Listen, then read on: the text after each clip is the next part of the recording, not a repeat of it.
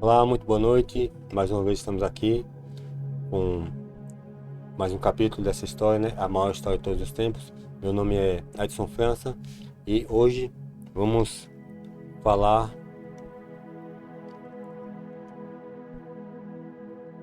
sobre o Santuário de Deus.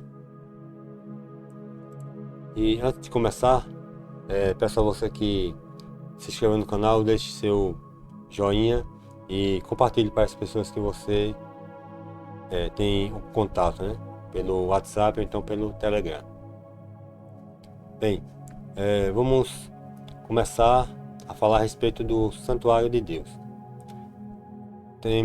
Deus tem um santuário no céu e também ele ordenou a Moisés que fizesse um santuário para que Deus habitasse no meio do seu povo. Vamos mostrar aqui alguns versículos que falam sobre isso, né? Sobre Deus ordenando a Moisés que fizesse um santuário para que ele habitasse no meio do seu povo.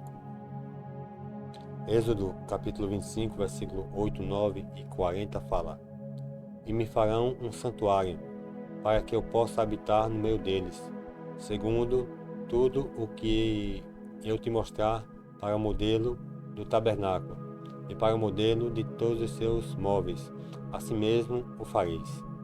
Vê, pois, que tudo faças segundo o modelo que me foi mostrado no monte. Deus orientou a Moisés para que ele fizesse um santuário, a tenda da congregação, para que Deus habitasse no meio do seu povo, no meio deles. E Moisés fez tudo conforme foi mostrado, as orientações que Deus passou a ele sobre o que devia fazer, as medidas e o material que teria que ser usado naquela tenda, que eram mais ou menos assim. O modelo tinha o pátio, essa área grande, cercada aqui fora tinha um altar de holocausto e uma pia para que o sacerdote fizesse a sua limpeza, né? E também tem o compartimento que no seu primeiro compartimento havia o lugar santo, né? Era chamado de lugar santo. E lá tinha a mesa com os pães da preposição, o candeeiro ou candelabro que tinha 7 tochas, 7 lamparinas, e o altar de incenso, que era usado para não só para incensar o local, para tirar o mau cheiro do sangue que era aspergido na cortina, mas também tinha outra função que vamos mostrar mais à frente. E no segundo lugar, no segundo compartimento, que era o lugar santíssimo, ou chamado também de Santo dos Santos, ali tinha a Arca da Aliança. Isso tudo foi feito para que Deus mostrasse ao povo como seria o Evangelho, né? O Evangelho pregado no tempo de Jesus era diferente do Antigo Testamento, né? Ali era o Evangelho pregado como se fosse na prática. Ali tinha um sacrifício e outros utensílios que apontavam para algo, né, que ia acontecer no futuro, né? Como o ministério de Jesus aqui na Terra. E vamos falar primeiro de algumas coisas que eram representadas por Jesus, pelo seu ministério e pelas obras, né, que ele estava para fazer. Porque esses móveis, as coisas que aconteciam ali no santuário, tinham um significado, uma forma de mostrar às pessoas, apresentar às pessoas o Evangelho naquele tempo, né? Que era diferente do tempo de Jesus. Vamos começar com o altar de sacrifício.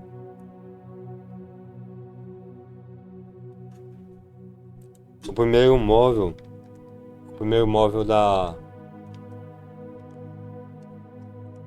ali da tenda da congregação, né? Ele ficava lá de fora, ficava fora do pátio, ali onde era sacrificado e queimado o animal oferecido em sacrifício. Ali havia confissão e a justificação pela fé. Confissão dos pecados, a pessoa levava o cordeiro ou então uma pombinha para ser sacrificado. Ali sacrificava, a pessoa mesmo sacrificava o que fosse levar e ali confessava os pecados sobre aquele animal. É uma simbologia que havia ali, porque ali representava o verdadeiro que ia se sacrificar, se entregar como oferta para os nossos pecados, que é Jesus Cristo, né? E ali as pessoas confessavam os seus pecados e imolavam o animal com suas próprias mãos. Em Êxodo capítulo 29, versículo 38 ao 42, ele fala assim: isto é o que oferecerás sobre o altar, 2 cordeiros de 1 ano cada dia, continuamente. Um cordeiro oferecerás pela manhã e o outro ao pôr do sol. Com um cordeiro, a 10ª parte de 1 efa de flor de farinha amassada com a 4ª parte de 1 hin de azeite batido, e para a libação a 4ª parte de 1 hin de vinho. O outro cordeiro oferecerás ao pôr do sol, como oferta de manjares, e a libação como de manhã, de aroma agradável, oferta queimada ao Senhor. Este será o holocausto contínuo por vossas gerações, à porta da tenda da congregação, perante o Senhor, onde vos encontrarei para falar contigo ali. As pessoas levavam suas ofertas de animais para serem sacrificados, mas todos os dias ali havia oferta que era feita por toda a congregação, todas as pessoas, né? E em Hebreus fala, né, a respeito do sacrifício, né, comparando com Jesus. Hebreus capítulo 9, versículo 22, ele fala assim: com efeito, quase todas as coisas, segundo a lei, se purificam com sangue, e sem derramamento de sangue não há remissão.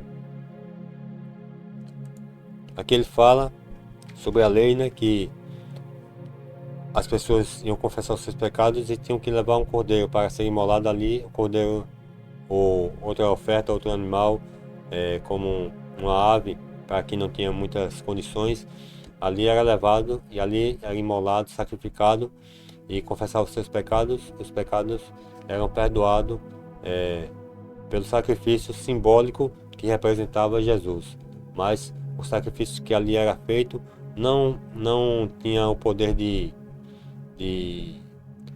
perdoar os pecados, né? Ser pago pelos pecados, mas uma representação de Jesus, né? Que Jesus vinha para pagar, para morrer pelos nossos pecados.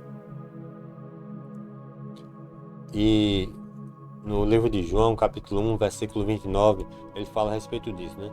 No dia seguinte, viu João a Jesus, que vinha para ele, e disse: eis o Cordeiro de Deus que tira o pecado do mundo.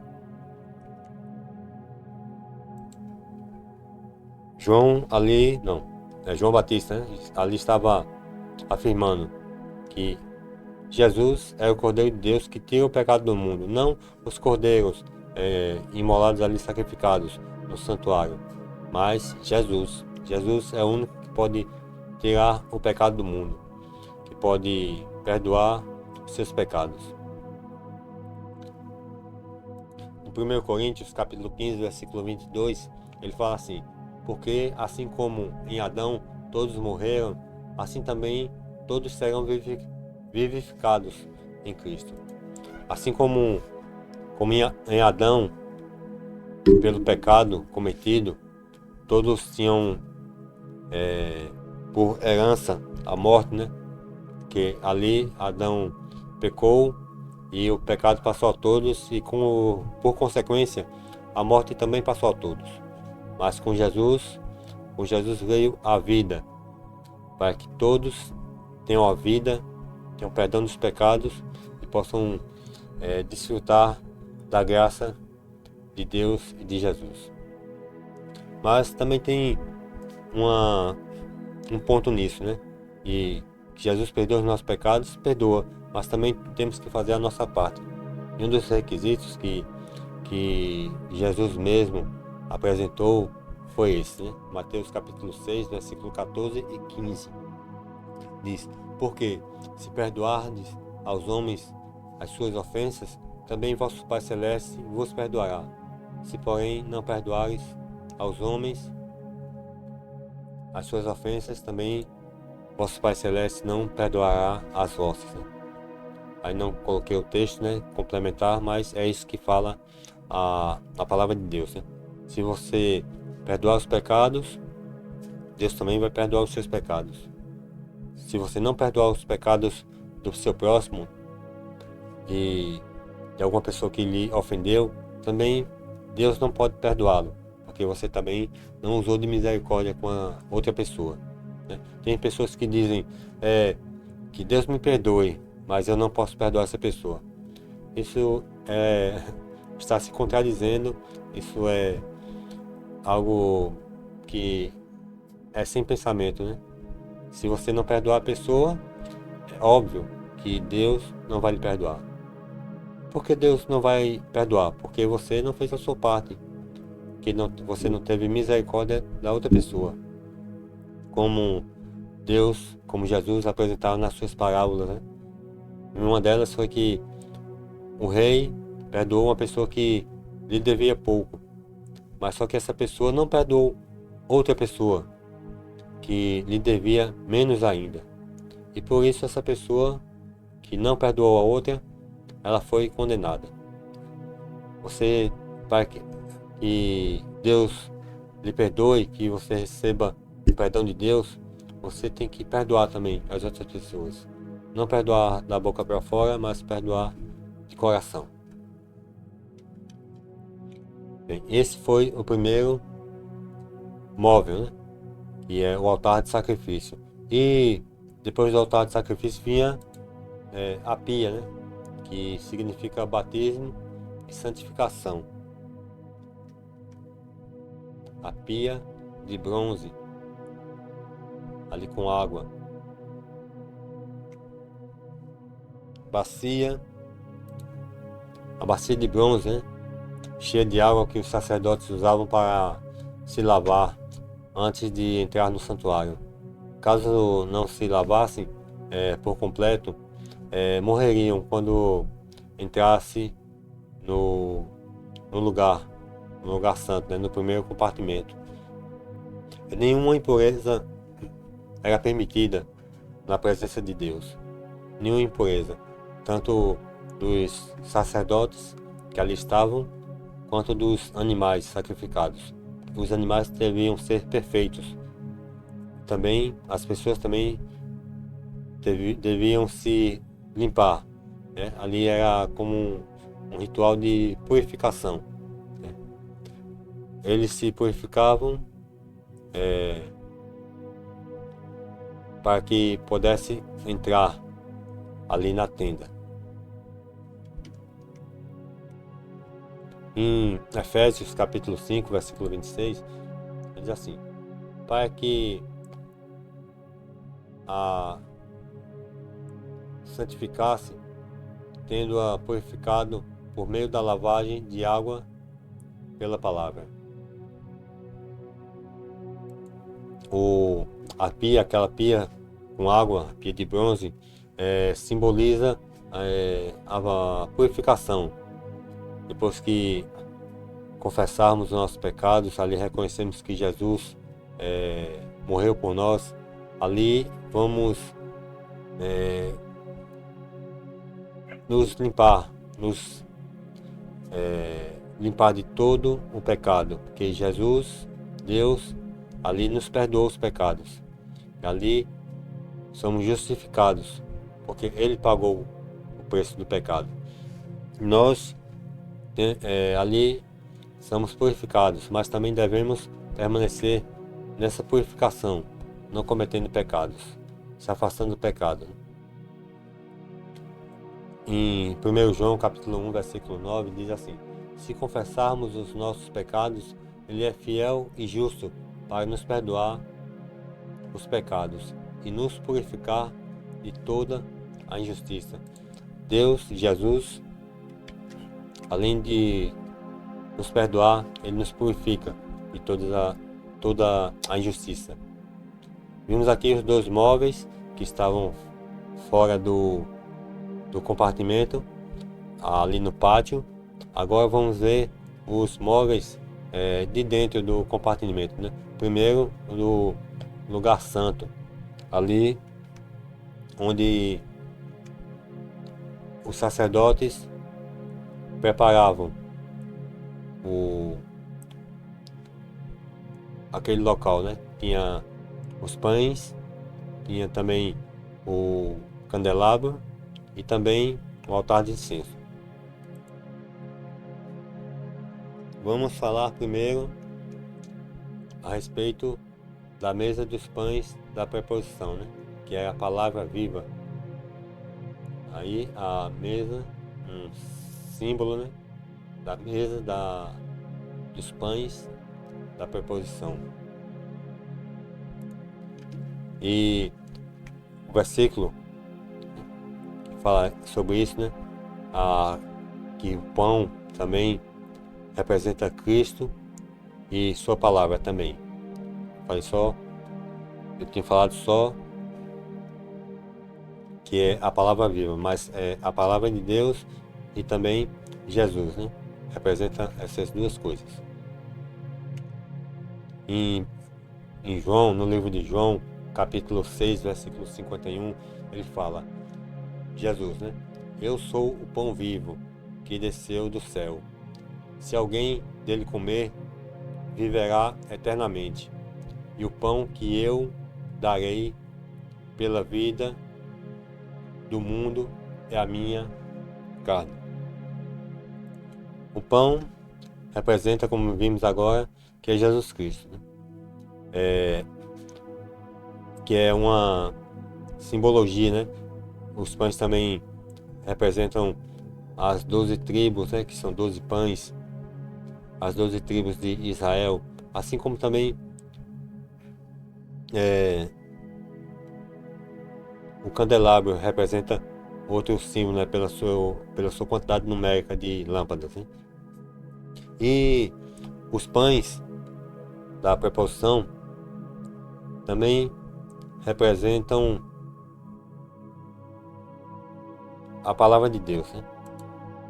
Em Mateus capítulo 4, versículo 4 diz: Jesus, porém, respondeu: está escrito, não só de pão viverá o homem, mas de toda palavra que procede da boca de Deus. Jesus é representado também pelos pães da preposição. Também aqui a palavra, a Bíblia, né, que Deus deixou escrito para nós, serve como também pão, como uma simbologia, né, também de alimento, né? Em Jeremias capítulo 15, versículo 16, ele fala assim: Achadas as tuas palavras, logo as comi. As tuas palavras me foram gozo e alegria para o coração, pois pelo teu nome sou chamado, ó Senhor dos Exércitos. Jeremias também fala a respeito disso, que é a palavra de Deus, né? Serve de alimento para nós, alimento espiritual. E outro versículo também que fala, né, esses dois, que é a palavra de Deus e Jesus. E em João, capítulo 1, logo no início, ele fala, faz uma alusão a Jesus e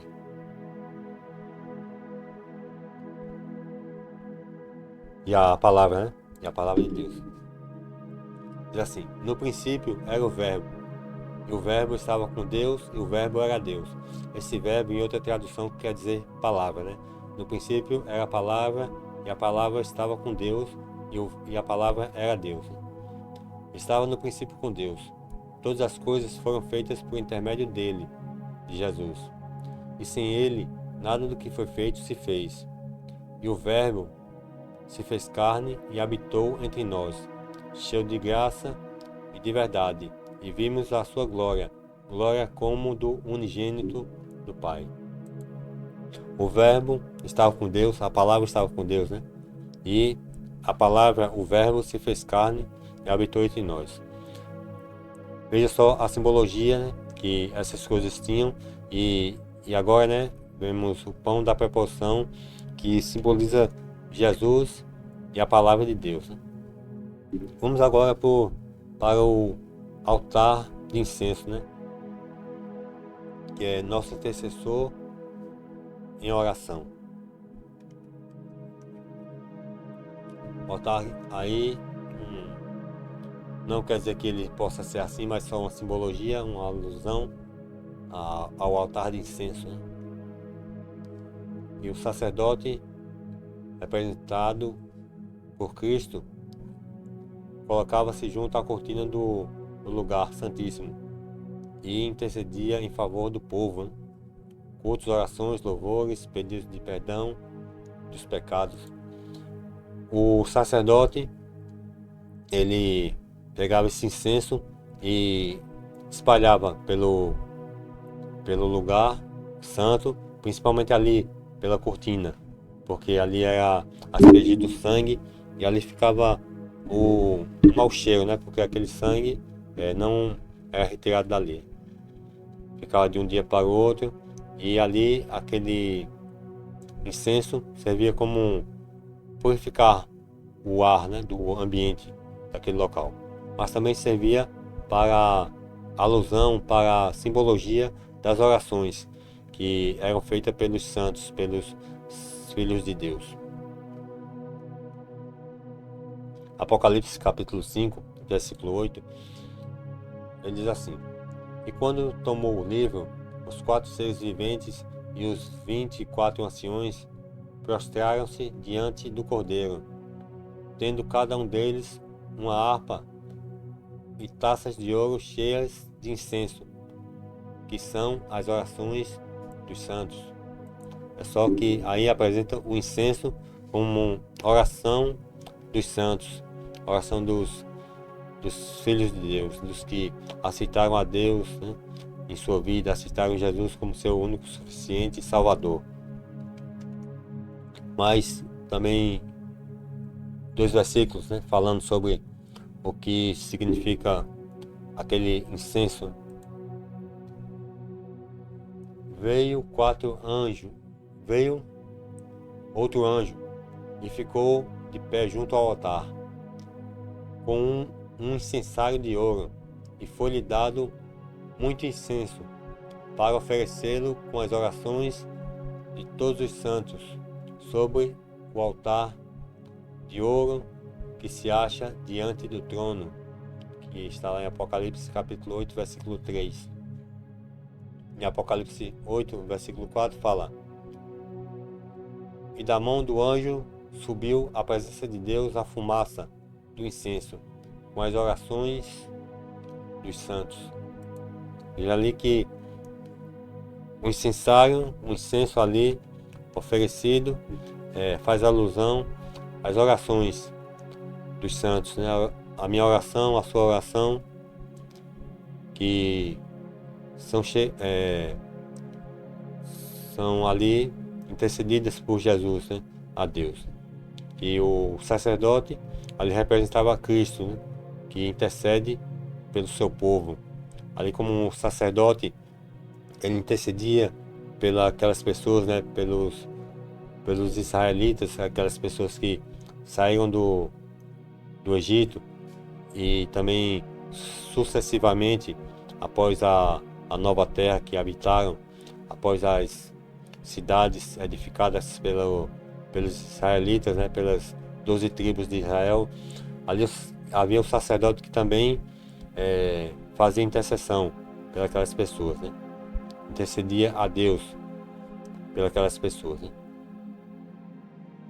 Em Hebreus capítulo 7, versículo 25, fala: por isso também pode salvar totalmente os que por ele se chegam a Deus, vivendo sempre para interceder por nós. Aqui falando de Jesus, que nós podemos ser salvos por ele, e por ele nos achegamos a Deus, porque ele é que intercede. Jesus é nosso intercessor para com Deus. Como vimos em alguns capítulos passados, o nosso único intercessor e Salvador é Jesus, não há outro que possa interceder por nós. Vamos ver agora o candelabro de ouro. Candelabro ou candeeiro que ali existia, né? No primeiro compartimento, no lugar santo, esse candelabro ou candeeiro, ele nunca se apagava, vivia aceso direto. Ali os sacerdotes ali não podiam deixar que essas lâmpadas se apagassem. Era representação contínua ali de Jesus, da sua presença. Êxodo capítulo 25, versículo 31, 36 e 37 fala: farás também um candelabro de ouro puro, de ouro batido, se fará este candelabro. O seu pedestal, a sua haste, os seus cálices, as suas maçanetas e as suas flores formarão com ele uma só peça. As suas maçanetas e as suas hastes serão do mesmo. Tudo será de uma só peça, obra batida de ouro puro. Também lhes fará 7 lâmpadas, as quais se acenderão para alumiar defronte dele. Isso foi feito para que ficasse sempre aceso, sempre iluminado o lugar santo, né? O candelabro de ouro, ou candeeiro de 7 velas, como alguns chamam, iluminava o lugar santo continuamente. O azeite usado para acender as lâmpadas representa o Espírito Santo, que muitas vezes o azeite era usado para ungir. Ali ele recebia como se fosse uma bênção de Deus, né? Que o Espírito Santo estava sobre aquela pessoa. E também o Espírito Santo é aquele que nos convence do pecado, da justiça e do juízo. A luz do candelabro representa também Cristo e o Espírito Santo e a palavra de Deus. Vamos ver aqui em alguns versos. Em Salmos capítulo 119, versículo 105, ele fala: lâmpada para os meus pés é a tua palavra, e luz para os meus caminhos. Aqui mostra que a palavra de Deus é luz. João capítulo 8, versículo 12 fala: de novo lhes falava Jesus dizendo: Eu sou a luz do mundo. Quem me segue não andará nas trevas. Pelo contrário, terá a luz da vida. Apocalipse capítulo 4, versículo 5 fala: do trono saem lâmpadas, vozes e trovões, e diante do trono ardem 7 tochas de fogo, que são os 7 Espíritos de Deus. Que vemos que são representados, né, a palavra de Deus, Jesus e o Espírito Santo. Aqui o azeite é retratado como também o Espírito Santo, como foi ali uma parábola que Jesus falou, né, sobre as virgens, né, as prudentes e as nécias. Metade não tinham azeite ou não tinham o Espírito Santo e não puderam entrar nas bodas, né, no casamento, como simbologia, não puderam ser salvas, né? E só foram salvas as prudentes, as que estavam com azeite. Agora vimos os 3 do primeiro compartimento. Agora o compartimento santíssimo, né, que é o Santo dos Santos, né? Ali havia a Arca da Aliança, né, lugar da morada de Deus. Ali onde Deus se apresentava, se revelava, ali pela chama que havia entre os 2 anjos, os 2 querubins, ali em cima da arca. Ali foi mandado fazer uma arca, né, com vários desenhos de anjos, né, e também com 2 anjos acima. O último móvel, né, que é do santuário, que é a Arca da Aliança, ficava além do véu, que separava o santo do santíssimo. Ali naquele local, o sacerdote só podia entrar uma vez por ano, para fazer expiação pelos pecados. Em cima da Arca da Aliança ficava o propiciatório, que é a tampa, um tipo de trono que ali era reservado para 2 querubins, que também era feito de ouro, e onde o próprio Deus ali descia para estar com o seu povo, os filhos de Israel, os descendentes de Israel, aquela nação que saiu do Egito, que Deus os tirou do Egito. Êxodo capítulo 25, versículo 22, ali fala Deus, né, a Moisés, para ele passar para o povo. Ele disse: ali virei a ti, e de cima do propiciatório, do meio dos 2 querubins que estão sobre a arca do testemunho, falarei contigo acerca de tudo o que eu te ordenar para os filhos de Israel. Ali Deus passava as orientações a Moisés, para que ele também assim passasse aos filhos de Deus, ali aos israelitas. Ali ele entrava, como disse, uma vez por ano, mas Deus se comunicava por ele, sem que ele entrasse ali. Ali ele falava e Moisés ouvia e passava e atendia os seus pedidos, as suas ordens, as ordens que Deus ali estabelecia para o seu povo. E ali eles só entravam uma vez por ano, nessa parte onde tinha a Arca da Aliança, para fazer propiciação, para eliminar todo o pecado que durante todo o ano era confessado ali, na tenda da congregação. Em Levíticos capítulo 23, do 27 a 31, fala assim: mas aos 10 deste mês sétimo será o dia da expiação. Tereis santa convocação e afligirei as vossas almas. Trareis as ofertas queimadas ao Senhor.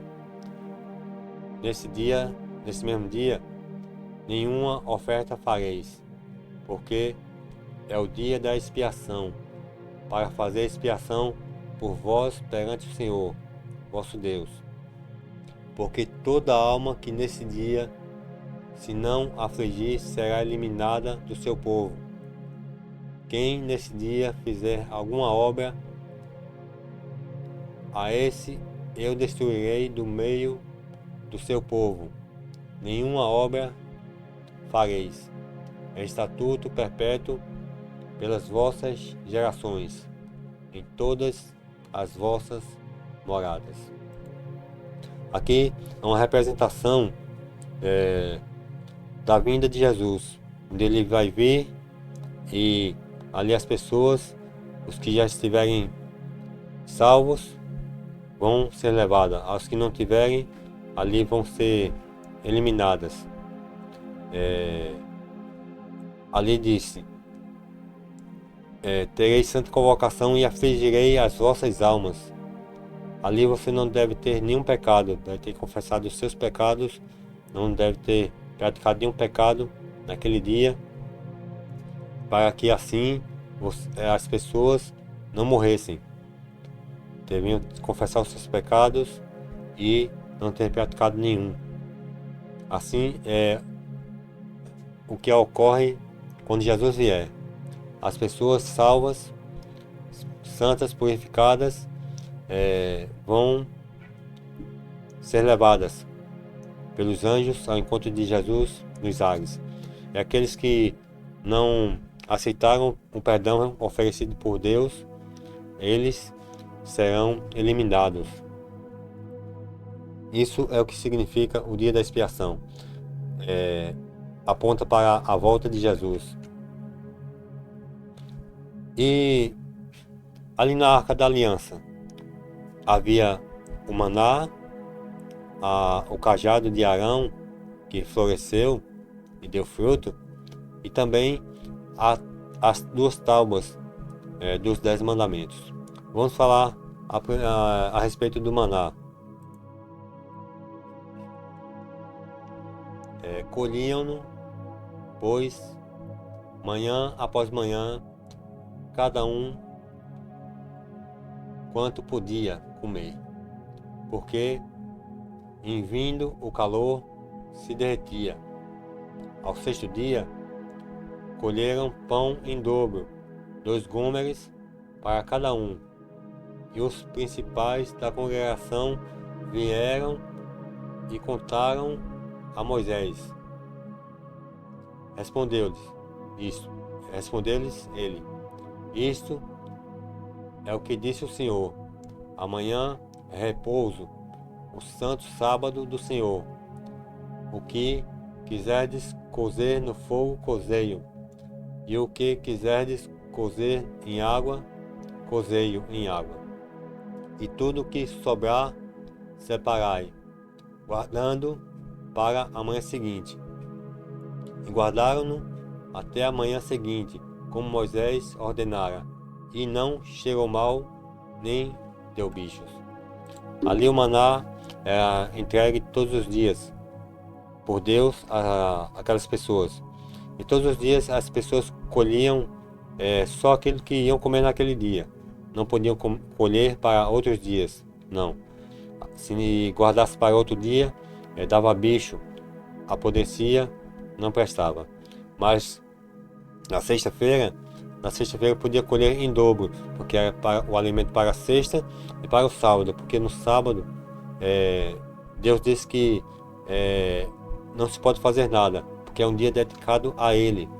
E aí as pessoas na sexta colhiam dobrado e faziam seus alimentos, preparavam o alimento em dobro, mas no dia de sábado o alimento não se estragava nem dava bicho. Isso é um dos símbolos ali, que uma porção do maná que está ali na arca, porque Deus cuida de mim e de você. Vamos falar de a vara de Arão, né, que floresceu. Diz, o bordão do homem que eu escolher, esse florescerá. Quem está falando disso, isso é Deus. Assim farei cessar de sobre mim as murmurações que os filhos de Israel proferem contra vós. No dia seguinte, Moisés entrou na tenda do tabernáculo do testemunho, e eis que o bordão de Arão pela casa de Levi brotara, e tendo inchado os gomos, produzia flores e dava amêndoas. Ali o cajado, né?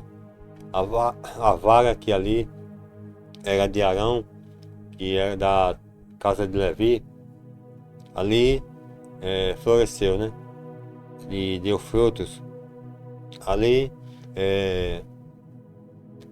simbolizando a proteção, o cuidado e a direção de Deus para com o seu povo. Deus é que guiava o seu povo e ainda guia. Se você quiser, você pode ser guiado por Deus e Ele fará o melhor na sua vida. Agora, por último, as tábuas dos 10 mandamentos.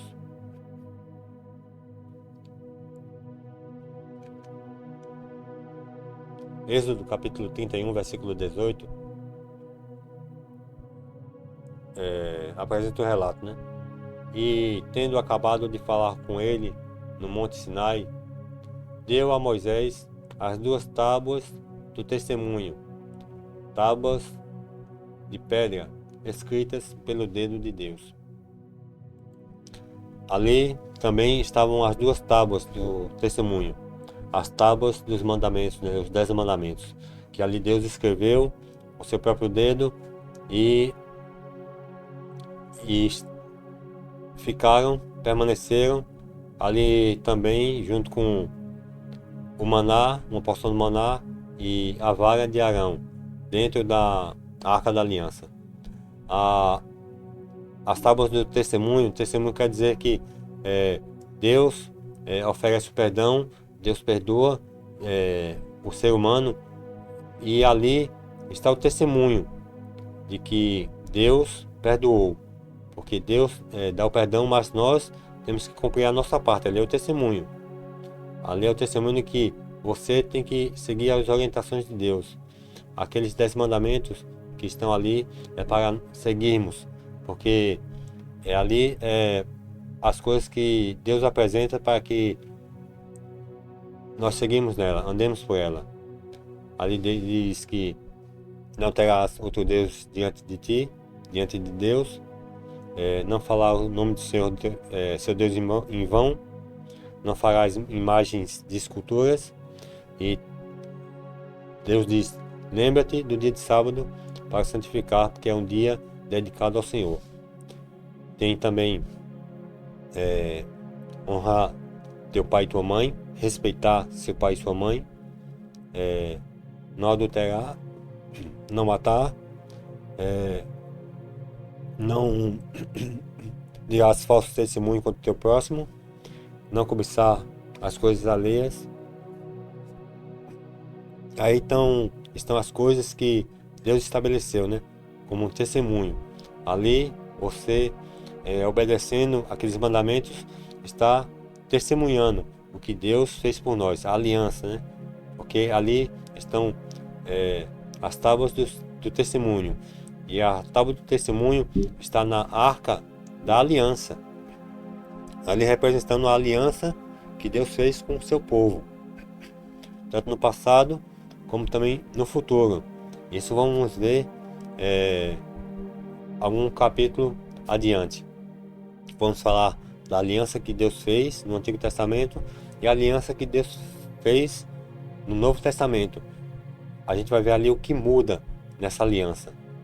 Vamos mostrar aqui os versículos e lhes apresentar o que muitas pessoas por aí dizem ao contrário, mas vamos apresentar o que está na Bíblia, o que está mostrando na Bíblia.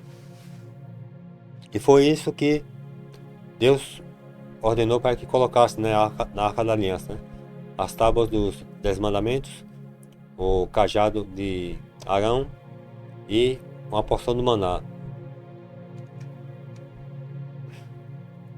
E esse santuário foi, como disse no início, foi como um modelo do que Deus mostrou, né? Que estava no céu. Apocalipse capítulo 11, versículo 19, ele fala: abriu-se então o santuário de Deus, que se acha no céu, e foi vista a Arca da Aliança no seu santuário. E sobreveio relâmpagos, vozes, trovões, terremoto e grande saraivada. Veja que a Arca da Aliança foi vista no céu. A aliança ainda existe. A aliança que foi feita entre Deus e as pessoas. Como disse, né, vamos mostrar essa aliança em um capítulo a seguir, em algum capítulo a seguir. Foi vista a Arca da Aliança, como você está vendo. Foi vista a Arca da Aliança no céu. João teve a visão de várias coisas, e uma delas foi a Arca da Aliança. E vimos os móveis desse santuário, a representação de alguns deles, mas vamos ver outra representação que está lá em Hebreus capítulo 8, versículo 1 e 2. Ele diz: ora, o essencial das coisas que temos dito é que possuímos tal sumo sacerdote que se assentou à destra do trono da majestade nos céus, como ministro do santuário e do verdadeiro tabernáculo que o Senhor erigiu, e não o homem.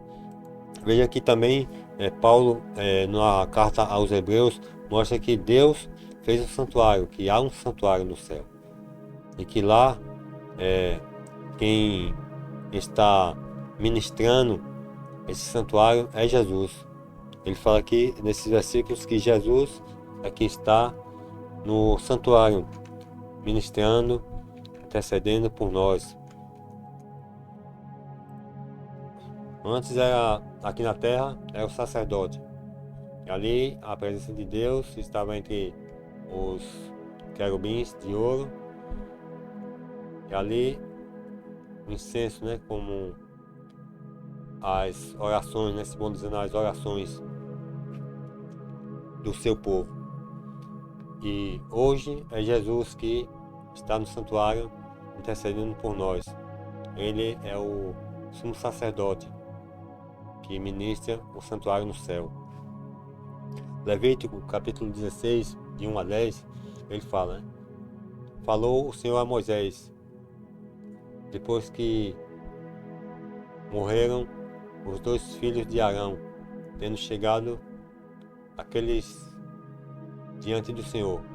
Então disse o Senhor a Moisés: dize a Arão, teu irmão, que não entre no santuário em todo tempo, para dentro do véu, diante do propiciatório que está sobre a arca, para que não morra, porque aparecerei na nuvem sobre o propiciatório.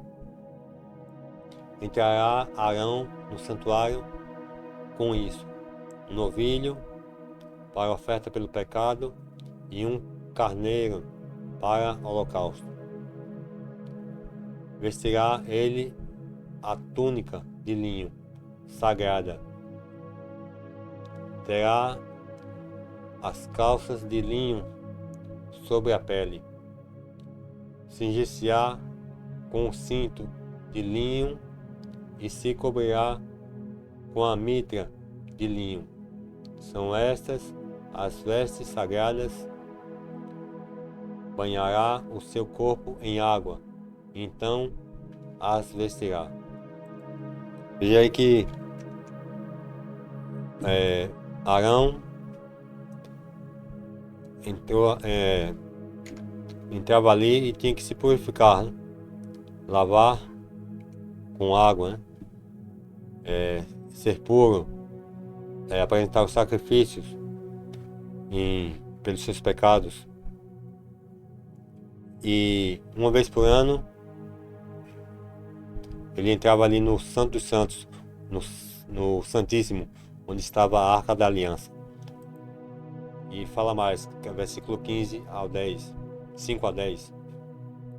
Da congregação dos filhos de Israel tomará 2 bodes para a oferta pelo pecado e um carneiro para holocausto.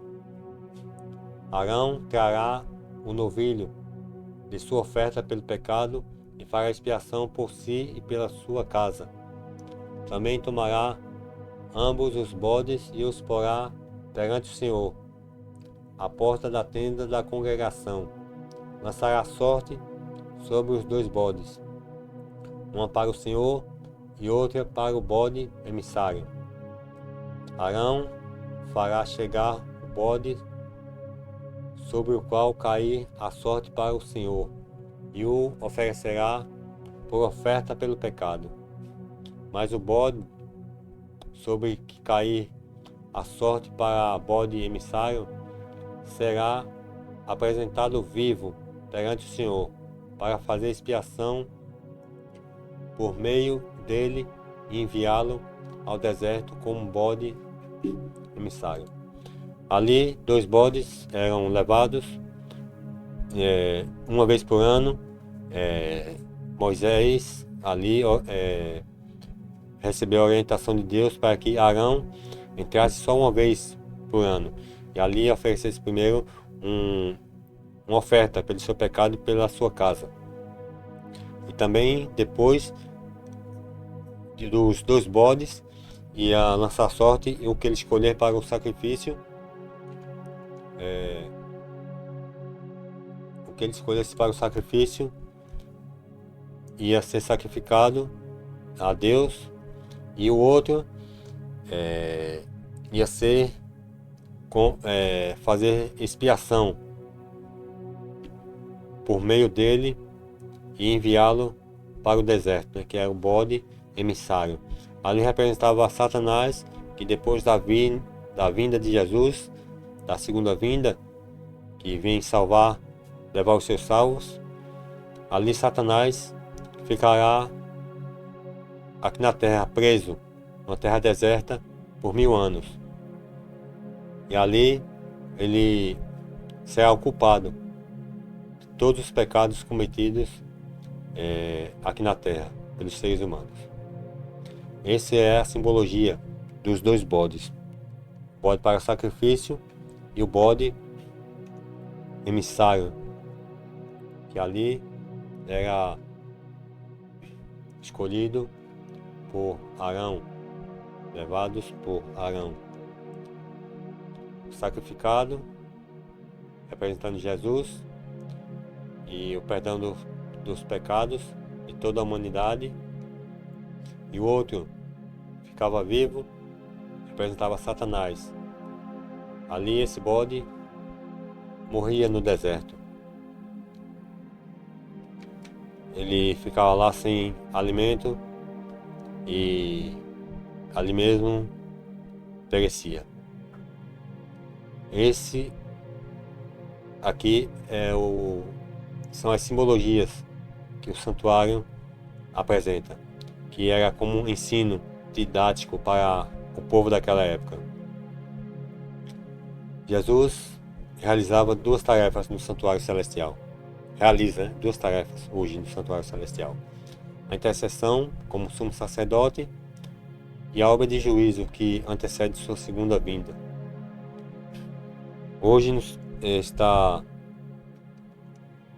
já está acontecendo o juízo pelas pessoas que já morreram e até pouco antes da sua vinda, esse juízo vai acontecer. Pouco antes da sua vinda, vai terminar o juízo, porque vão ter os que já estão salvos e os que já estão perdidos. Após isso, ele vai vir recolher os salvos e assim viver com eles eternamente. A fim de que possamos desfrutar plenamente os benefícios do Evangelho, devemos entender a obra que Jesus fez por nós no passado e o que ele faz agora no futuro. Isso é que as pessoas entendiam no Antigo Testamento. E no Novo Testamento foi apresentado o mesmo Evangelho, mas sendo que de outra forma. E tanto vemos que as representações ali dos símbolos, dos móveis, também toda aquela tenda também faz representação a Jesus, né? Jesus disse, né?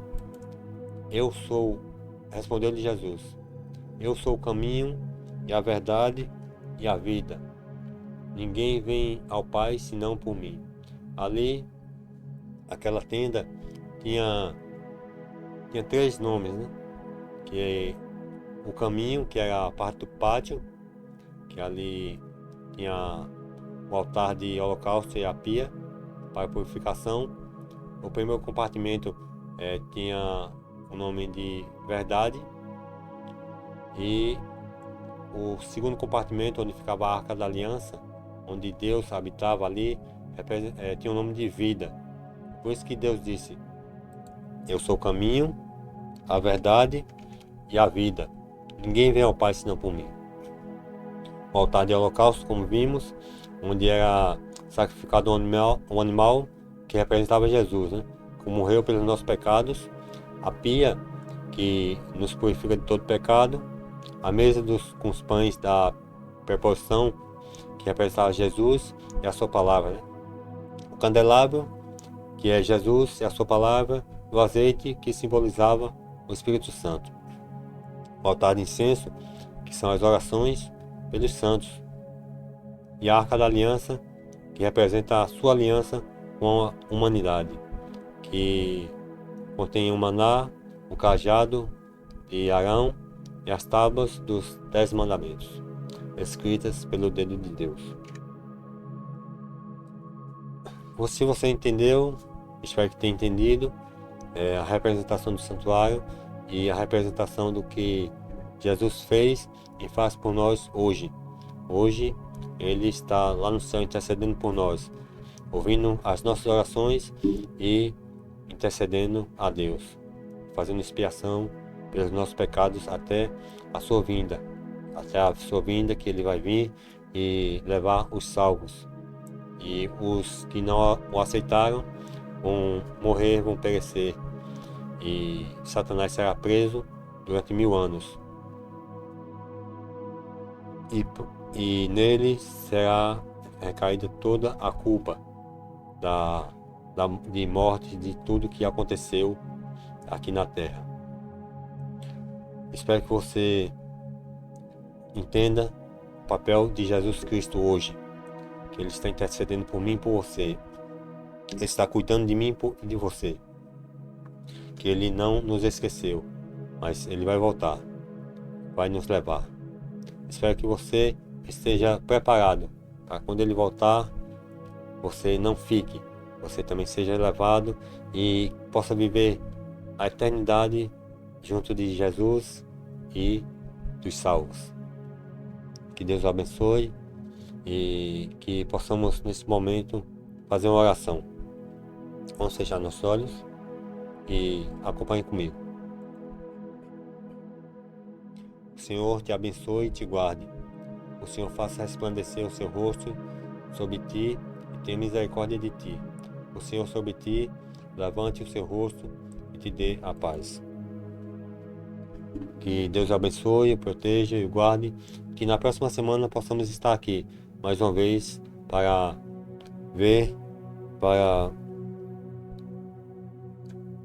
aprender mais um capítulo dessa maravilhosa história. Você pode compartilhar, pode curtir esse link, fazer com que outras pessoas também tenham conhecimento dessa verdade. Se você quiser visitar uma de nossas igrejas, Igreja Adventista do Sétimo Dia, no endereço está no site, só você colocar lá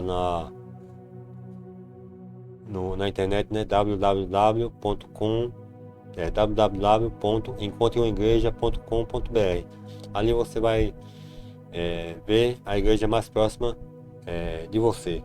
E ali você pode fazer uma visita. Os horários dos cultos são no domingo, às 7 horas da noite, nas quartas-feiras também, 7 horas da noite, e nos sábados, das 9 ao meio-dia. Fique com Deus e até mais, até outro capítulo.